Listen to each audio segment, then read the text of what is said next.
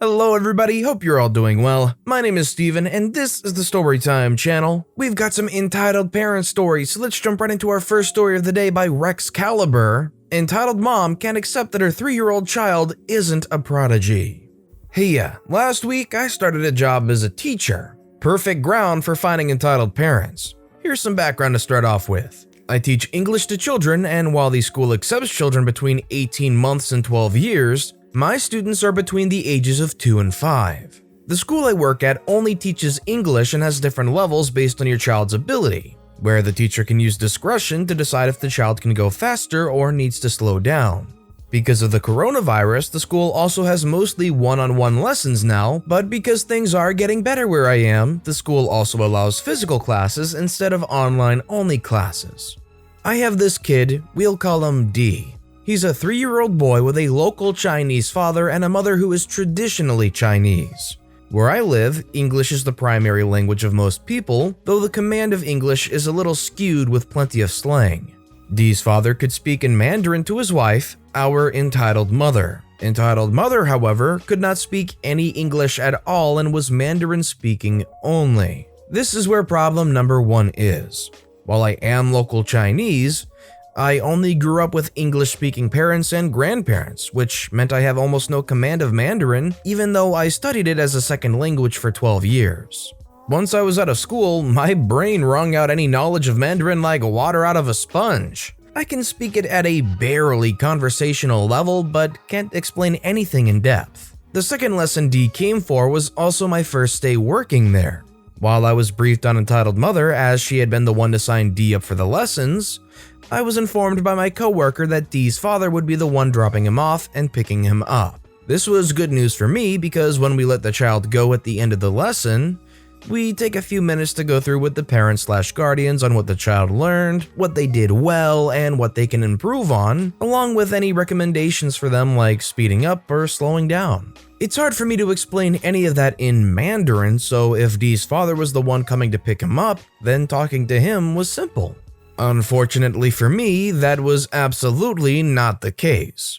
On D's first lesson with me, entitled mother was the one to drop him off. He's only 3 years old, so we were doing a foundation class with him where we basically teach him one letter per hour-long class. How to say and write it, what sound the letter makes, and some simple words that start with said letter. Given that that was his first time seeing me, he was almost entirely unresponsive to anything I said.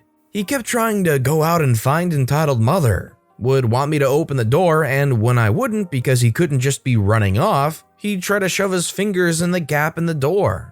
He would not repeat after me or mimic my actions and overall did not manage to learn much. I did manage to get him to say the 4 words that started with the letter B, but that was about all we managed to do in that hour. For all my Southeast Asian people out there, you know how our parents can be. You all also know traditional Chinese parents are even worse, and entitled mother was just horrid. When I let D out to go back to entitled mother, she was at first cordial, asking how he did in the class and what he learned. I explained to her that because this was D's first lesson with me, he wasn't as responsive, but that he did manage to say the 4 B words taught to him. Now, during classes, we have 4 flashcards with the words they're supposed to learn, and we give these cards to the parents to keep in case they want to revise with their child at home. I prefer to give the cards to the kids to hold to reinforce that it's their responsibility to keep the cards safe. Plus, it helps them develop their motor skills when they have to hold stuff. When I gave D his flashcards, entitled mother snatched it out of his hand and immediately pointed to the first one, bubbles, demanding loudly for him to say the word. Since D was no longer in an environment where it was just me and him, he clammed up and wouldn't say anything. Entitled mother saw that as my failure. Cue our first terrible conversation. You already know who entitled mother and D are, and me is, I don't need to explain that. This conversation was in Mandarin with me speaking in broken Mandarin. As a side note, I can understand Mandarin but can't speak it. Another side note, parents aren't allowed to be in the classroom during lesson time. What does this card say? D says nothing. Entitled mother jabbing her finger into the card. What does it say? When D doesn't respond, I get a death glare from entitled mother. Why doesn't he know how to say it? What do I pay you for? Ma'am, since this was his first lesson with me, I think he was shy and we didn't manage to get far in the material today. I assure you that. What do I pay you for? I sent him here so he could learn English. Entitled Mother glares at D and demands that he says bubbles again, but D is entirely clammed up and just shakes his head. Look, ma'am, you need to understand that it was his first time seeing me and he's 3 years old. He was able to copy what I said during class and pointed the pictures associated with the words. Then why can't he say it? D, tell me what this card says. Possibly because we're no longer in a quiet environment where it's just him with a teacher. He should warm up to me soon within the next class or two and become more receptive to the lessons. I'm sorry if the class today wasn't up to your standards, but please understand it is his first time with me. Entitled Mother snorts at my comment, grabs D and stalks off. I share some words with my coworkers, mostly us complaining about Entitled Mother and my mentor confirming that she was just like that during D's very first lesson at the school with her. That concluded my first time meeting Entitled Mother, but oh no, we're not quite done. Now it's time for today's lesson. She was even more horrible this time. She showed up 10 minutes late, thankfully with D's father too, and released D into my care. Today, I taught him the letter C, including the words car, cat, cow, and crab. He was a lot more receptive now that I figured out that he was more into physical actions and was able to say all 4 words, plus match the words to the pictures. The class itself was fun, but releasing him to his parents was not. Since D's dad was around, I spoke to him almost exclusively. I explained to him that D was doing well and became a lot more receptive to me and my lessons, but struggled with his penmanship since he couldn't get a good grip on a crayon and had a very light touch, so his movements were shaky. I also explained that he struggled to say car sometimes since he mixed it up with how it sounded with cow, but D's dad was very understanding. I recommended he guide D in how to properly hold a pencil at home, and D's dad relayed all this in Mandarin to Entitled Mother. Entitled Mother looked pissed at me when D's dad mentioned to her my comments about D not being able to hold a crayon properly, but said nothing. The school also gives the child the activity book to bring home, and D's book today had a page with a car drawing you cut out. My coworker had cut out the entire page so she could cut out the car itself with ease, and the car was colored in by D. Entitled Mother only noticed the bit of the page that was still in the book and blew her fuse. Where is this page? How can you give him such a terrible book, huh? Where is the page? Why did you give my son something so terribly made? Ma'am, the page was cut out because there's a paper car cutout we needed to use. Here, the car is right here. I flipped the book over to the front page where D's messily colored car cutout was tucked between the cover and the first page. Entitled Mother's rage subsided a little, but she gave me the nastiest death glare. Oh, so he couldn't even color it properly. I wonder why I'm even paying you when you can't teach D how to color a picture. Let me say, teaching children how to hold a pencil is not my job. It is the parents' duty, and if they only expect him to practice for an hour every Saturday, that's their problem.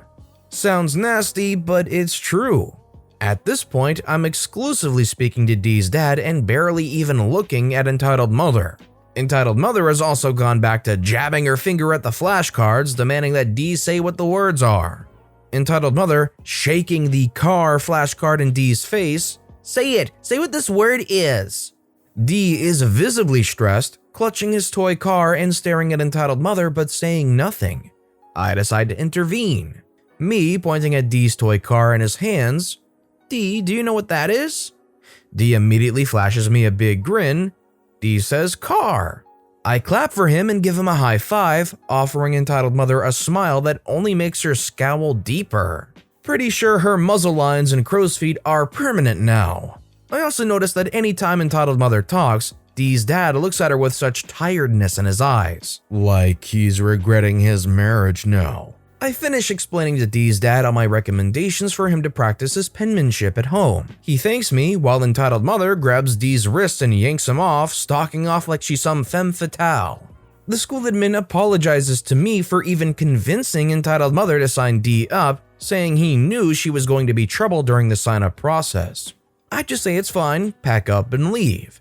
Now 3 hours later, I'm sitting here writing this, thinking if Entitled Mother keeps her trash behavior up, she's going to grow up with a son that hates her. Can't believe I have to see Entitled Mother every Saturday now. I hope she pulls D out, even though I love him dearly. Entitled mother is just going to keep making trouble every single week and find some reason to throw a crap storm. Sorry if this got too long, and thanks for reading.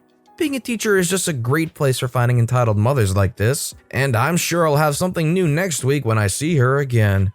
I feel for OP, but I also feel majorly for D in this situation because they're just a 3-year-old kid. Let me ask you guys, if you were this teacher, would you stick it out for D just because it's not D's fault? It's all the entitled mother that's perpetuating the issues here. Let me know if you think it would be worth it to stick it out just knowing that you're trying to help D become better at learning English. Let me know in the comments down below. And our final story of the day is by TheMaleMaryPoppins. I'm entitled to see my kids. I don't care if they're terrified of me. Just quickly before I get on with the story, I have the permission of the mother to post this here. It was her suggestion as she doesn't have Reddit but wants the story shared.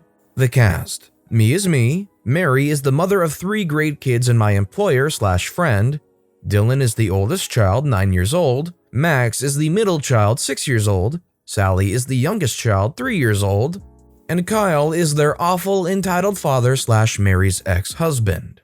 This happened over a month ago, but I'm just getting around to posting it here. Now, on with the story. So, Mary hired me as a live-in nanny around 3 years ago when Sally was around 6 months old. Kyle, her ex-husband, had left her and the children not long after his daughter was born. He had been cheating on Mary for years and didn't give a crap about those kids.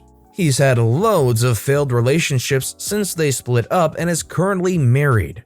Unhappily, if their social media posts are anything to go by. This guy is a piece of work. He had a habit of showing up every now and then to act like the perfect father, usually when he didn't have a romantic partner, only to drop them when he found a girlfriend, acting as if his children didn't exist. Honestly, I was glad when the kids didn't see him. They were terrified of him and he treated them like dirt if he was in a bad mood. He could go from talking about going to Disneyland with them to telling them he hated them in a matter of minutes. Mary and I were quick to defuse the situation whenever this happened, but we weren't always there. There had been a custody battle, and though Mary has full custody, he was granted visitation rights. Kyle is just generally a not-so-nice father. He full-on screamed at Max for wetting the bed when he was 4 years old. The poor little thing was terrified that I would do the same after the way his dad reacted. He tried to hide it for a while because of how humiliated he felt. Anyone that has/works with kids will know that you never make a child feel ashamed of accidents. Kyle even went as far as bringing it up in front of a few of Max's friends. He yelled at Dylan when he was 7 because the little one didn't want to go with him. This was after he'd verbally abused a lady in a shop because they didn't sell a video game he was going to buy for his precious boys, meaning he was going to pretend it was for the boys but would never actually let them play it. Kyle even went as far as saying that he wished Dylan had never been born. He was also bad for shouting at Sally when she was being fussy. You know, like she's supposed to be because she's a darn toddler? Actually, a baby at the time he had frequent visits. He once used a spare key, the one he was supposed to give back to Mary, to sneak into the house and take back the PlayStation he'd bought for the boys. Why should I buy things for brats that don't even want to see me? I believe that was his excuse. He also stole one of the games that the boys had saved up to buy themselves with their own pocket money. It's the least they owe me for all the crap I've bought for them. Anyway, on to the reason that I'm posting this here. The kids hadn't seen their dad in over a year. His choice, but one both Mary and I were thankful for, and the kids seemed to be a lot happier without him there to put the constant stress on him.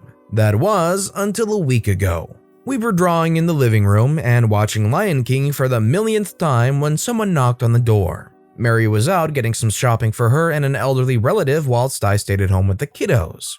Sally followed me to the door whilst her brothers were quite happy drawing. I answered the door and there he was. Kyle.